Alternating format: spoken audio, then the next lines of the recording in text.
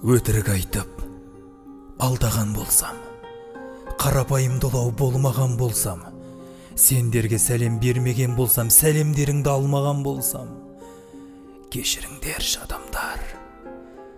Шындықтарыңа сенбеген болсам, керек кездерде келмеген болсам, сендерге ақша қажет болғанда бар бола тұрып, бермеген болсам, кешіріңдерші адамдар.